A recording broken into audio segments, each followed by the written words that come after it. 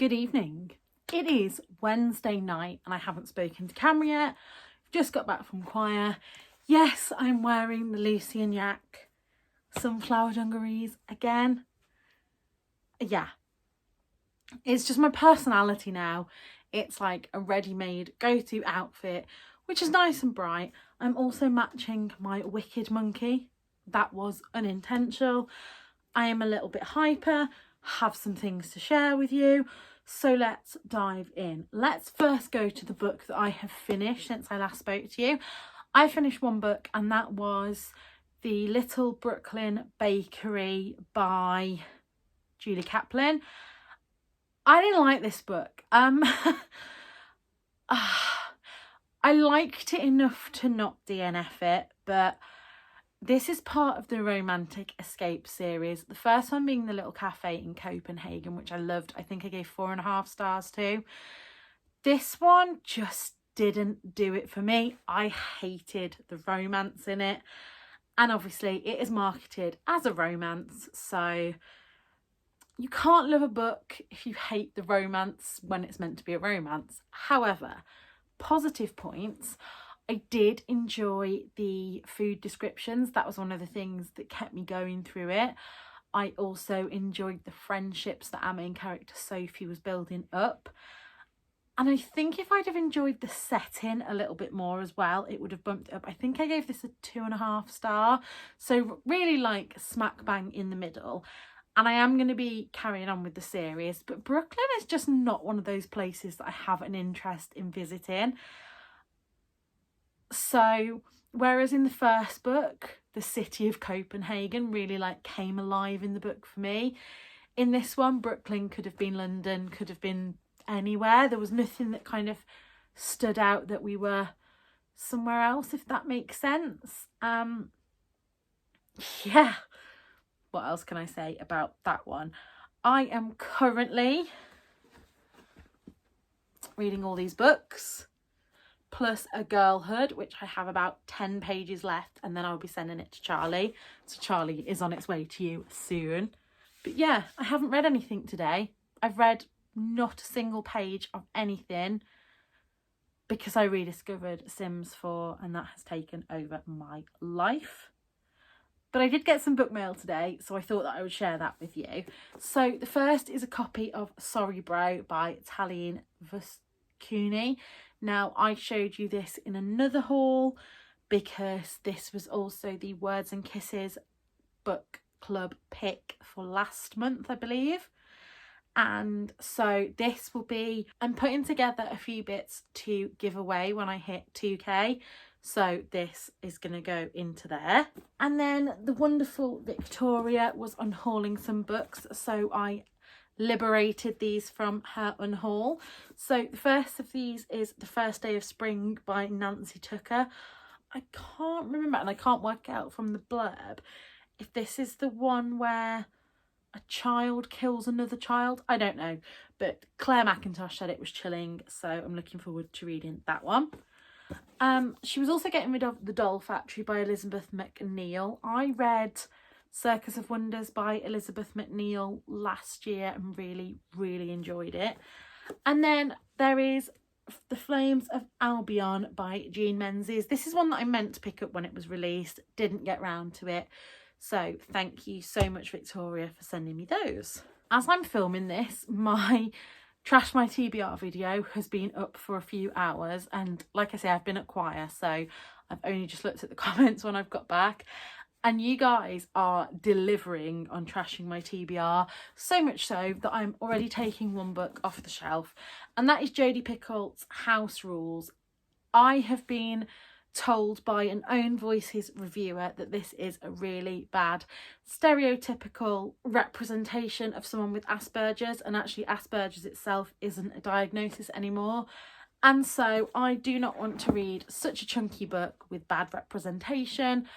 I would rather read books with good representation of autism spectrum disorders, so that is going in my unhaul pile. You guys are also going savage on The Night Circus, so I've had some 5-star must read it and some DNF it, throw it in the trash, not worth your time.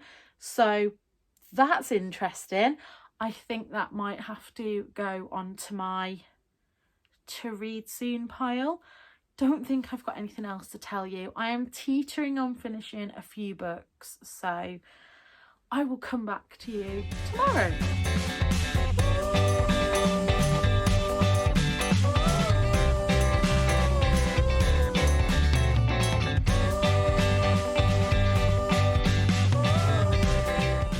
Hello, good evening, good afternoon, whatever time you're watching this, hello. I just went to get into bed and realised I hadn't finished this week's vlog. Take a shot every time I say that. Luckily you won't get too drunk because I say it once a week, but I finished 3 books today, so I think I can officially call myself a reader again. I realised that I can listen to audiobooks while playing The Sims and not get too distracted by either thing. I just want to apologise if I sound snotty. I don't know what's going on with my nose and throat at the moment. It doesn't feel like a cold or anything. I don't have any of the other symptoms, but I've had a really sore nose for a couple of weeks, so I don't know whether it's like a hay fever, sinus kind of thing, but I'm very nasally and I was just having a practice through some songs and sound awful, so given up, and like I say, was going to go to bed and read a book and then realised that I hadn't been to speak to you guys. So the first book that I finished was The Hike by Lucy Clarke. Now this was kindly sent to me from the publisher via Netgalley, and this is another 2.5 star read for me, and that's, you know, 2.5 star is like slap bang in the middle. That it wasn't a bad book. I think if I find a book really like problematic and bad, it's 2, 1.5, 1. But yeah, this is the 4th Lucy Clarke book that I've read. I started with You Let Me In, which to this day I still say that was a 5-star thriller and I loved it. But I wonder now, if I read it now that I've read some more thrillers that I've really enjoyed, whether that would still be a 5-star. Maybe I'll reread it one day, probably won't. And then I read The Castaways, which was the worst thriller that I have ever read. And after I read that one, I kept saying, oh, you know, good author, bad book. But I read One of the Girls last year, which I think I gave a 3.5 star or 4 star. I think probably 3.5 star. And it was good.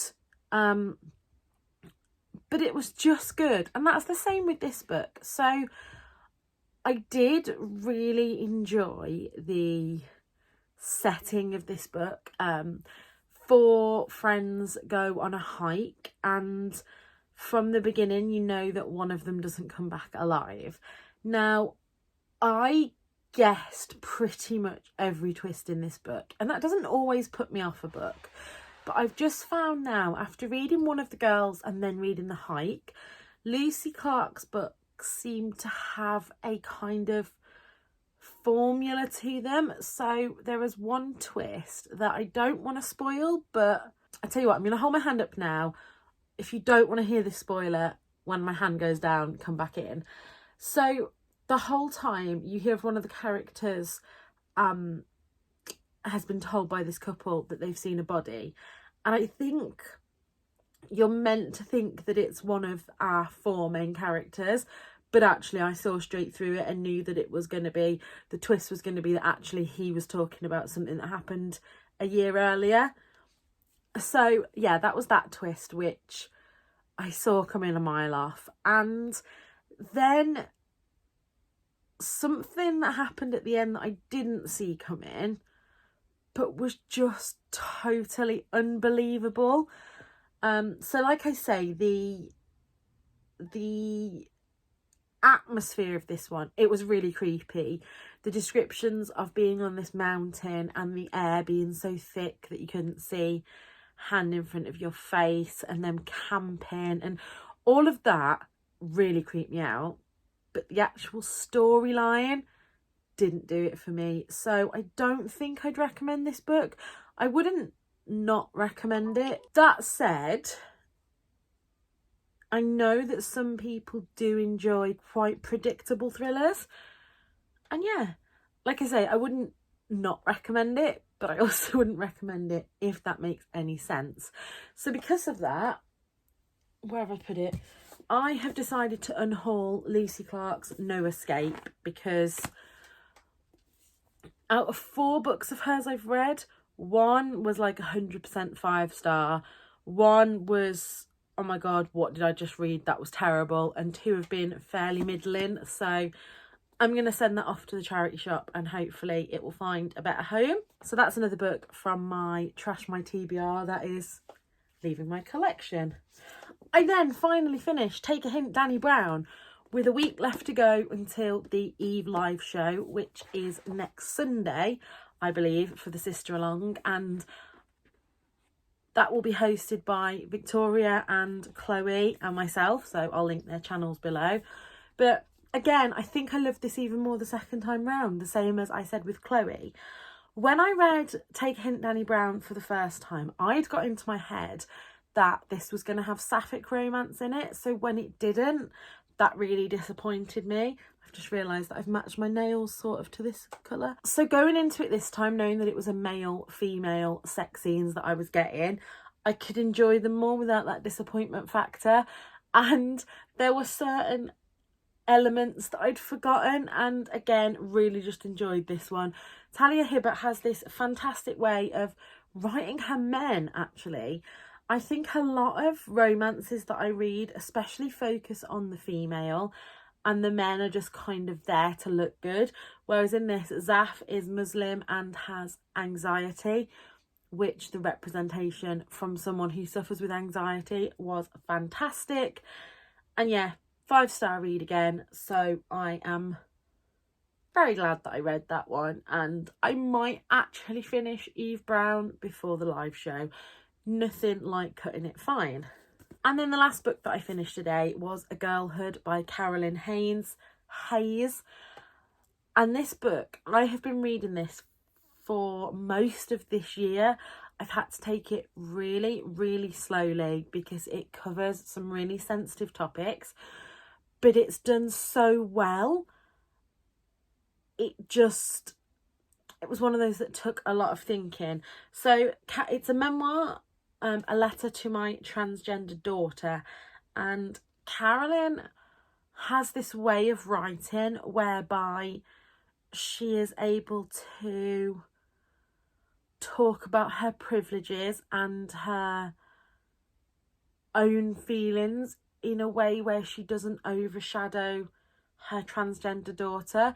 So a brief synopsis of this is one of those books that I think everyone should read. This should be, I almost want to put together a curriculum myself for student nurses and people in kind of social work fields and things, because I think that in those kinds of fields we need to not just read anatomy textbooks, we need to read a real breadth of people's experiences to see how we can best serve them. Does that make any sense? I know that I'm not in that kind of job at the moment. The main thing that I could say that I took away from this book is how there's a difference between having a supportive family and then having a society that doesn't accept you. So in the book, there's a knock at the door one day and Child Protective Services, this is in America in the South, have had a call to say that this family are letting their child, for all intents and purposes, a child that the complainant thinks is a son, dressed like a daughter, and they never found out who made this complaint. And she acknowledges that she is a very educated woman, and there's this scene that really sticks with me where she rings a friend of hers who is a lawyer, I think, to say, what do we do? How do we prepare for this? And the questions that they're asked are like, are you white? Oh yeah, it must not be a friend. It just must be a friend. Somebody's passed her on to this woman. and she says, like, what do we do? How do we deal with this? And she's asked if she's white, if they're straight, if they have any other children. And it's just that heart-wrenching thought that if the answer to any of those things was no, they probably would have lost their daughter, who would have been forced then to live as a son who they knew they weren't. It's such a dense book, but it's just fantastic. It's one of those books. This is my proof copy that I think I've already mentioned here. I'm going to send off to Charlie, but I think this is a book that in the future I will repurchase, because I feel like it's one that I need to read again. Yeah, this book was just fantastic. I just don't have the words for this one. Like I say, really, really dense, really deals with some tough topics, which is why it's taken me so long to read, but definitely don't regret it. And I think everybody should read this book. I'm really disappointed. I thought that I would have some book mail to show you today, and as this goes live, if you go over to my Instagram tomorrow, so Sunday the 26th of March, we're not in May yet, 26th of March, there will be a cover reveal for a book that I'm working on. I read this author's debut last year, really enjoyed it. So when the publishers reached out and said, did I want to be part of their reveal, and I will have a giveaway on Instagram, so I'll have a copy to give away to one of you. Like I say, I was hoping that it would be here. I've also got other things. I don't know if it's just my area, but on the Royal Mail tracking since Wednesday, it has said every day that it's going to be out for delivery, and then when I've checked later in the day, it's said that it's been unable to be delivered, but not, I know it's not that I'm not here. So whether we just have a shortage of posties or something's going on, I don't know. From what I've looked, I don't think there's any kind of national strikes at the moment, but if there is, I 100% support the posties. I just don't have much of a life at the moment, so things coming in the post make me smile, and that's capitalism for you. So I'm going to leave this weekly vlog here. I hope you've enjoyed it.